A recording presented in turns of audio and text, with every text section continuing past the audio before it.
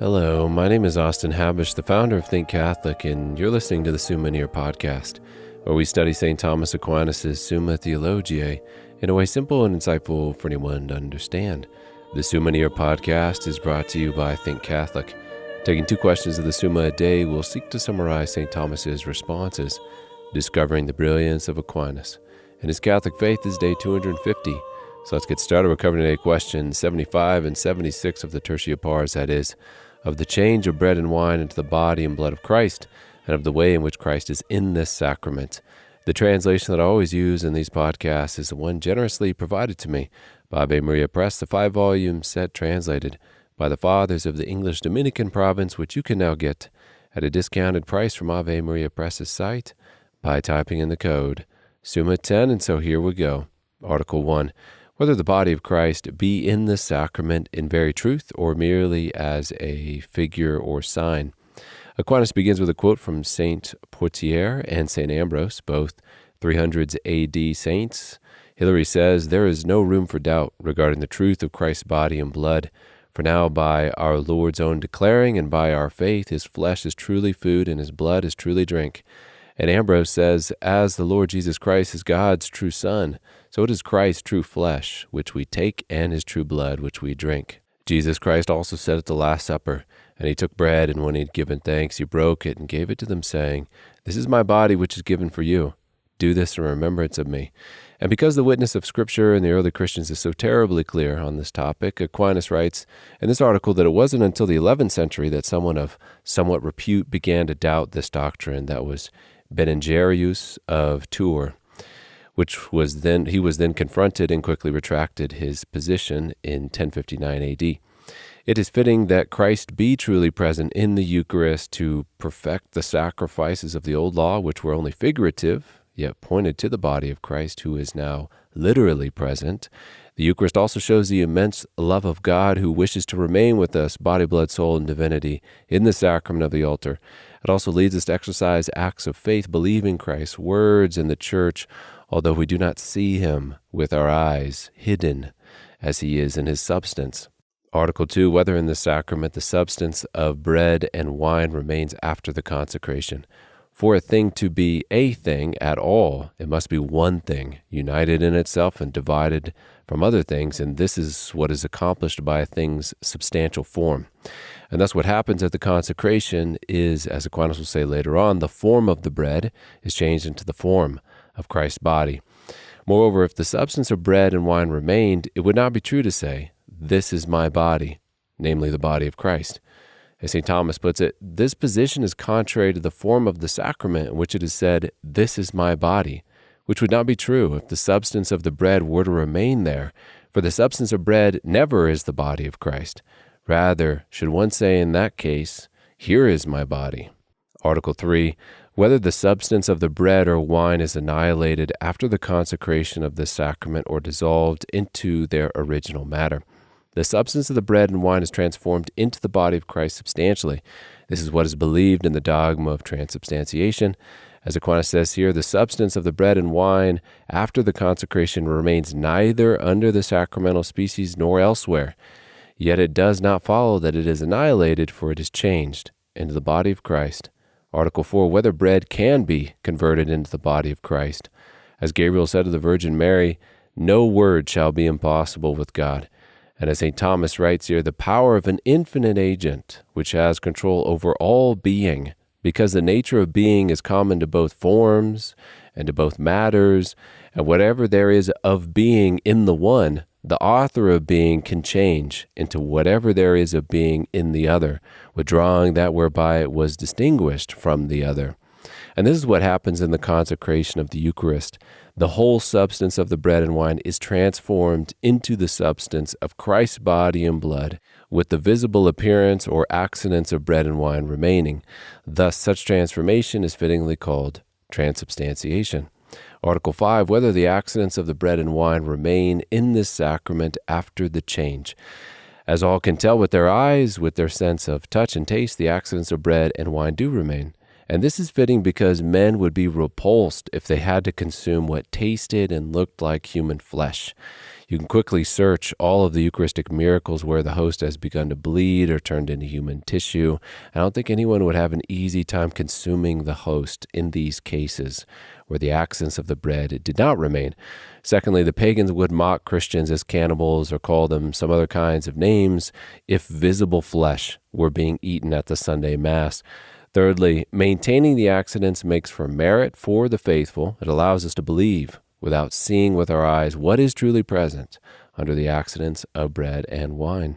Article 6, whether the substantial form of the bread remains in the sacrament after the consecration. There is only one substantial form for a thing, as St. Thomas said back in question 76 in our first volume. He said there, of one thing there is but one substantial being, but the substantial form gives substantial being. Therefore, of one thing there is but one substantial form. So if the substantial form of the bread remained, as in forming the matter of the bread, it would in no way be Christ's body, which is contrary again to what Jesus said, this is my body, which is given up for you.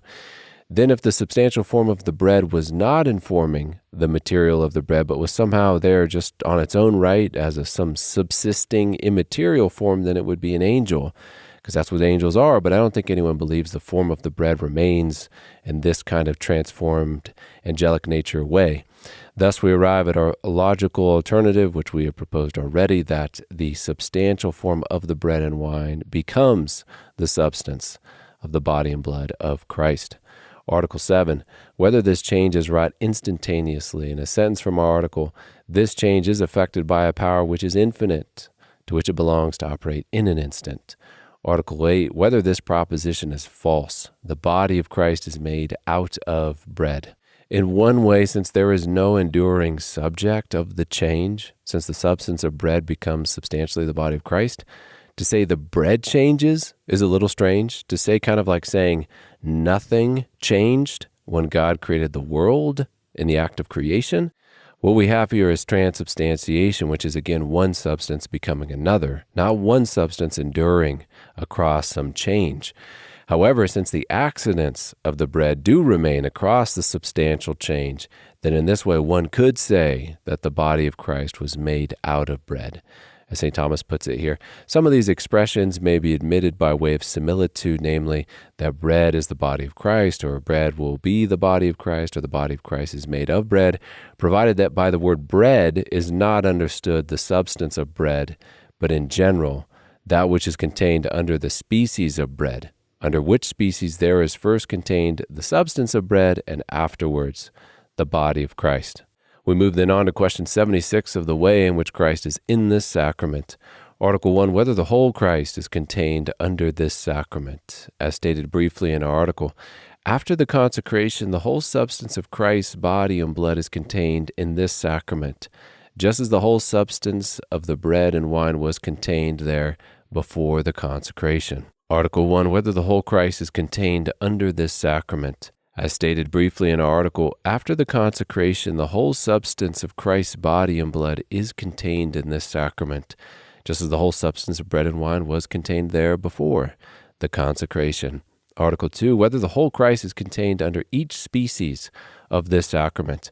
By the power of the sacrament, when the priest says, "This is my blood and this is my body," the wine becomes the blood of Christ, and the bread the body of Christ. Yet more than that, since the bread and wine are transformed into the substance of Christ, which is one, including that to which his substance pertains, namely his body, blood, soul, divinity, etc., then the whole Christ is contained under each species of the sacrament as well. And Aquinas' words, for the body of Christ is indeed present under the species of bread by the power of the sacrament, while the blood is there from real concomitance. And under the species of wine, the blood is present by the power of the sacrament, and his body by real concomitance. And then to flesh out what we mean here by concomitance, St. Thomas will elaborate. He says, but from natural concomitance, there also in this sacrament is that which is really united with that thing wherein the aforesaid conversion is terminated. So in a word, the sacrament is united to that which is united to Christ's substance. Article 3, whether Christ is entirely under every part of the species of the bread and wine, just as your soul is at every part of your body, by informing those parts, by being the substantial form which gives existence to each various part of your body, so too the substantial form which undergirds the species of bread and wine, which is Christ's substance, is truly present and entire under every part of the species. Article 4, whether the whole dimensive quantity of Christ's body is in the sacrament. By the power of the sacrament, what is present is what the priest says at the consecration. This is my body, namely Christ's body, for example. Yet, as we've been saying, since that body is there substantially, so is the whole Christ present in a substantial way. And since it belongs to a body to have dimensions and to be extended, since these flow from the substance of a thing whose nature is bodily, yet since Christ is not present in the Eucharist accidentally but only substantially, and quantity is one of the accidents of a substance, then Christ's dimensive quality is present here, but in a substantial way. And Aquinas' words, two dimensive qualities cannot naturally be in the same subject at the same time, so that each be there according to the proper manner of dimensive quantity. But in this sacrament, the dimensive quantity of the bread is there after its proper manner.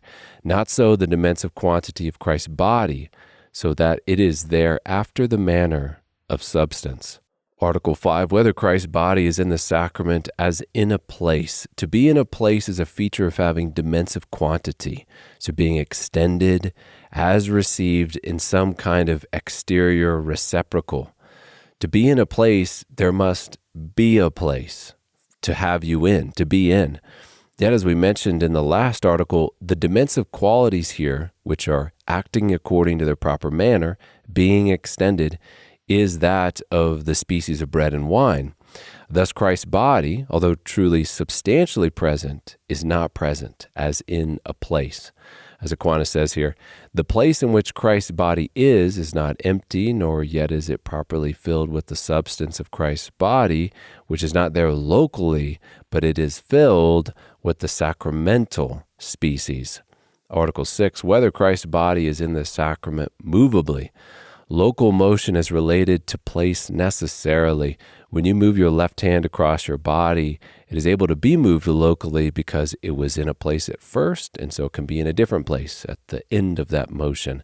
However, since Christ is substantially present to the sacramental species in the Eucharist, he is not extended in a place like the accidents of bread and wine are.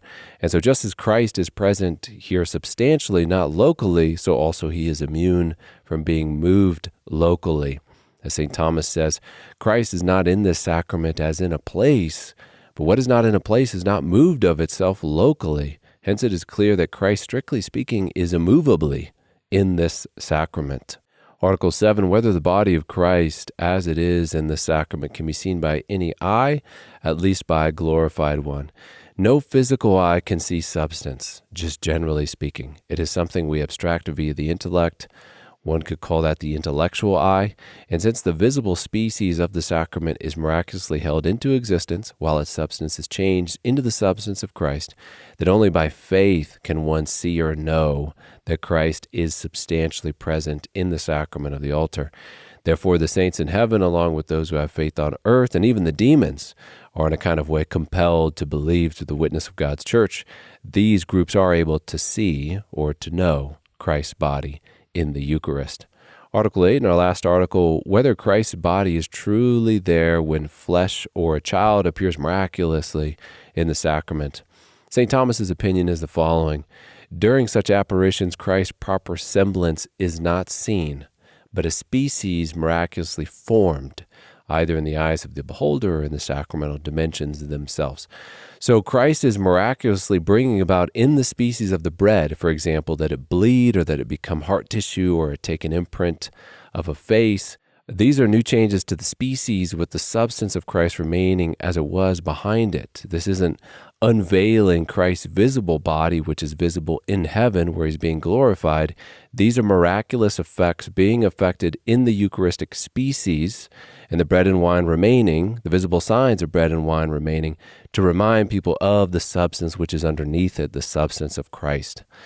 And with that, we close another episode. We have just finished covering questions 75 and 76 of the Tertia Pars, that is, of the change of bread and wine into the body and blood of Christ, and of the way in which Christ is in this sacrament.